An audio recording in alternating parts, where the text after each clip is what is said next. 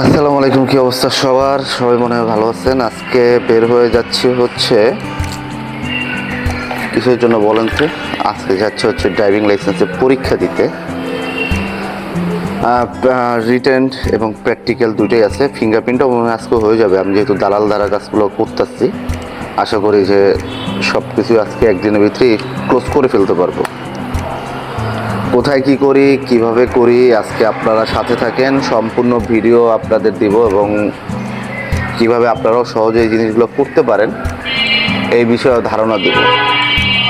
তো time waste না করে আমার সাথেই থাকেন। চলুন দেখা যাক আজকে ড্রাইভিং লাইসেন্সের পরীক্ষা কেমন হয়। আমি রেডি হয়ে গেছি। এখন গন্তব্য হচ্ছে মিরপুর 12 বিআরটিএতে। তো বিআরটিতে যাই, যাওয়ার সাথে সাথে আপনাদের প্রপারলি ভিডিওটা শেয়ার করব। আমার সাথে থাকেন। বিআরটিতে যাওয়ার পরে হচ্ছে বাকি কথা হবে আপনাদের সাথে। আমি দেখতে দেখতে হচ্ছে মিরপুর বিআরটিতে চলে আসছি। সেটা হচ্ছে ড্রাইভিং লাইসেন্স পরীক্ষার জন্য। এইখানে হচ্ছে পরীক্ষা হয়।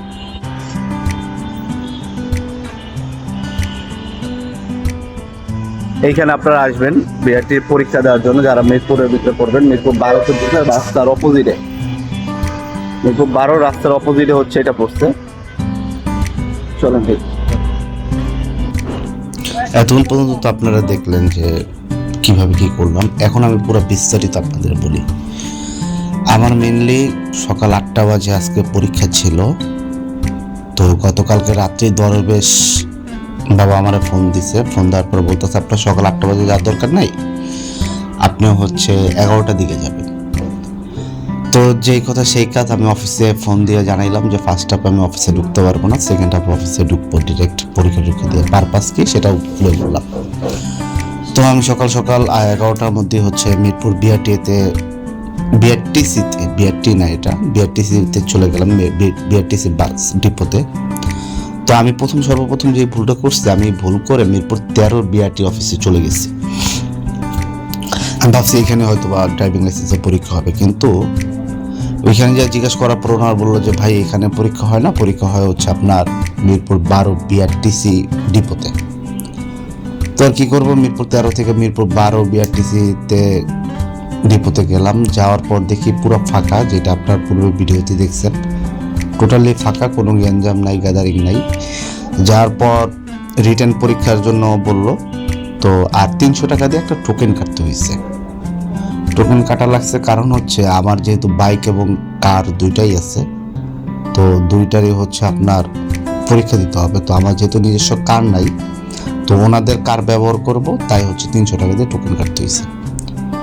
ফাইন, 300 টাকা দিয়ে টোকেন কাটলাম। কাটার পর 10 মিনিট লাগলো, হয়তো 10 মিনিটের মতো লাগছে আমার টোটাল আমার প্র্যাকটিক্যাল পরীক্ষাটা দিতে। তো 10 মিনিট পর হচ্ছে একটা রুমে যেয়ে বসলাম। বসার পর আবার ডাক দিল যে আসেন আপনার ফিঙ্গারপ্রিন্ট এবং ছবিটা তুলে যান। তো ওনাদের এখানে গেলাম, যাওয়ার পর হচ্ছে ফিঙ্গারপ্রিন্ট এবং ছবিটা তুললাম। তোলার পর হচ্ছে ওনারা আমার লার্নার কার্ডের একটা সিল মেরে দিল, সত্যায়িত করে দিল যে আমি বায়োমেট্রিক এবং প্র্যাকটিক্যাল পরীক্ষা দেওয়া শেষ। তো ওইখান থেকে আসার পর বেশিক্ষণ সময় লাগে না, অলমোস্ট 1 ঘন্টার মতো লাগছে। এর চেয়ে বেশি কিছু আমার সময় লাগে না। যেহেতু একটা বিষয় এখানে আপনাদের জানাই রাখি, যেহেতু আমি লাইসেন্সটা দরবেশের মাধ্যমে করতেছি, আমার প্র্যাকটিক্যাল পরীক্ষার আর লাইসেন্স মানে বায়োমেট্রিক দেওয়ার পরবর্তী যত প্রকার কার্যক্রম আছে সব হচ্ছে দরবেশ বাবা দায়িত্ব নিয়ে নিচ্ছে। ওইখানে আর আমার কিছু করার লাগবে না। তো ওনাকে জানাইলাম যে আমার প্র্যাকটিক্যাল পরীক্ষা শেষ এবং রিনিউ শেষ। উনি বললো ঠিক আছে ভাই, আপনি আপনার কাজে চলে যান। তো আমি আমার মতো রেগুলার অফিসে চলে আসছি। অফিসে আসার পর তো আমার রেগুলার কাজ করতেছি। তো সন্ধ্যার সময় আমি একটা মেসেজ পাইলাম যে আপনি প্র্যাকটিক্যাল পরীক্ষাতে পাস করছেন, এখন বাকি যে রিনিউ ফি আছে, লাইসেন্স রিনিউ ফি আছে, ওইটা দিয়ে হচ্ছে আপনি লাইসেন্সটা করতে পারবেন। তো আমি তৎক্ষণাৎ আমার দরবেশে ফোন দিলাম যে ভাই এরকম এরকম অবস্থা, আমার তো মেসেজ আসছে, এখন কী করবো। উনি কিছু টাকা আমার কাছে পাইতো, তো বললো ভাই টাকাটা দেন, তাহলে হচ্ছে আমি বাকি প্রসিডিউরটা করবো। তো আমি হচ্ছে ওনাকে টাকাটা দিলাম, এখন বাকি প্রসিডিউর হচ্ছে উনি করবে। তো মধ্যে কথা হচ্ছে আপনারা যারা বিআরটিসি বা বিআরটিতে লাইসেন্স রিনিউয়ালের জন্য যাবেন, এখানে কোনো হ্যাসেল নাই। বিশেষ করে রমজান মাস থাকার কারণে আমি কোনো হ্যাসেলে পড়িনি। জাস্ট গেছি, সর্বোচ্চ 45 মিনিট থেকে 1 ঘন্টা সময় লাগছে। এর ভিতরে আমার সকল প্রকার পরীক্ষা, প্র্যাকটিক্যাল, বায়োমেট্রিক্স, ছবি তোলা সব ইচ অ্যান্ড এভরিথিং কমপ্লিট হয়ে গেছে।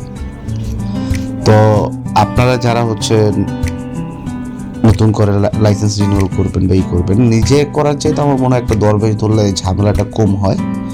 তারা যেহেতু সকল প্রকার লাইবিলিটি আর রেসপন্সিবিলিটি নিয়ে থাকে, তো সেহেতু কোনো হ্যাসেল থাকে না। আর যদি আপনি একা একা করতে চান, তাহলে আপনার প্রথম বিআরটিসির যে ওয়েব পোর্টাল আছে ওইখানে গিয়ে লগ ইন করে আপনার রেজিস্ট্রেশন রেজিস্টার্ড ফোন নাম্বার দিয়ে লগ ইন করে নতুন করে লাইসেন্সের জন্য প্রথম লার্নার কার্ড নিতে হবে। লার্নার কার্ড নেওয়ার পর ওইখানে ড্রপ টেস্ট প্লাস হচ্ছে আপনার এটা কি বলে মেডিকেল টেস্ট, এগুলো হচ্ছে আপনার থাকবে। ওইগুলো আপনার নিজে নিজে করে নিতে হবে। করে নিয়ে যেই ডেটে হচ্ছে আপনার প্র্যাকটিক্যাল পরীক্ষা হওয়ার কথা, আপনি সেই ডেটে চলে যাবেন এই পেপারসগুলো নিয়ে। ওনারা দেখে সত্যায়িত করে আপনি প্র্যাকটিক্যাল পরীক্ষা দিয়ে ওই দিনই হচ্ছে বায়োমেট্রিক অ্যান্ড ফিঙ্গারপ্রিন্ট অ্যান্ড ছবি তুলে নিয়ে চলে আসতে পারবে। যেহেতু কার্যক্রমগুলো খুবই সহজ, সেহেতু আপনাদের কোনো হ্যাসেল বা ঝামেলা হওয়ার সম্ভাবনা খুবই নাই বললেই নাই। আর রমজান মাস থাকার কারণে আমি খুব ইজিলি ভাই কাজগুলো করে আসতে পারছি। তারপরও কিছু কোশ্চেন আছে, যেটা হচ্ছে আমি গতকালকেই আমার দরবেশ আমাকে পাঠাইছিল যে রিটেন পরীক্ষায় কী কী কোশ্চেন আসতে পারে। তো ওই কোশ্চেনের সক যদি আপনারা চান, কমেন্টে আমাকে কমেন্ট করেন, আমি কমেন্টে আপনাদের ওই কোশ্চেন সেট এবং অ্যান্সার শিট দুইটাই হচ্ছে আমি আপনাদের শেয়ার করার চেষ্টা করব। আমার তেমন কোনো কিছু পড়ে যাওয়া লাগে না, কারণ অ্যাজ ইউজুয়াল রেগুলার রুলসগুলাই হচ্ছে কোশ্চেন হিসেবে আসে। যেমন ড্রাইভিং করতে হলে আপনার কী কী ডকুমেন্ট থাকা প্রয়োজন, লাল বাতি জ্বললে কী হয়, নীল বাতি জ্বললে কী হয়, জেব্রা ক্রসিং কত প্রকার, সেক্টর এইসব জিনিস নিয়ে হচ্ছে ওনারা কোশ্চেনগুলো তৈরি করছিল। তো খুবই ইজি, আপনি যদি রেগুলার ড্রাইভ করে থাকেন আপনার জন্য কোনো এগুলো ব্যাপারই না। আর যদি আপনি নতুন হয়ে থাকেন তাহলে হচ্ছে এই জিনিসগুলো হচ্ছে রিভিশন দিয়ে আপনার যাওয়া লাগবে। আমার কার্যক্রম ছিল এই পর্যন্তই। তারপরও যদি আপনাদের আরও জানার কোনো কিছু থাকে আপনারা আমাকে জানাতে পারেন, কমেন্ট করতে পারেন, আমি কমেন্টে উত্তর দেওয়ার চেষ্টা করব। এবং যদি আপনারা কেউ দরবেশ ধরে কাজ করতে চান, তাহলে ভাই এটা সবচেয়ে ভালো হয়। এটা আপনাদের জন্য খুবই সুবিধা, আপনার কোনো হ্যাসেল নাই, টেনশন নাই, কিচ্ছু নাই। ইচ অ্যান্ড এভরিথিং হচ্ছে দরবেশের দায়িত্ব, রেসপন্সিবিলিটি। হয়তো টাকা বেশি নেবে, যেমন আপনি সিঙ্গেল যদি করতে চাইতেন আপনার সর্বমোট মিলে 6,000 টাকার মতো খরচ চাইতো, কিন্তু আমি হচ্ছে 10,000 টাকা ইনভেস্ট করছি এখানে। বাকি 4,000 টাকা ওই যে আমার যে বাকি যে আদার্স ডকুমেন্ট আছে বহু ছবি, ওগুলো সব দরবেশের রেসপন্সিবিলিটির ভিতরে নিয়ে নিয়েছে। তো আজকের মতো এইখানেই থাকি। আর আপনাদের যদি কোনো প্রশ্ন বা কোনো কিছু থাকে অবশ্যই আমাকে কমেন্ট করবেন, আমাকে লাইক কমেন্ট শেয়ার করে আমার পাশে থাকবেন। আল্লাহ হাফেজ, টাটা।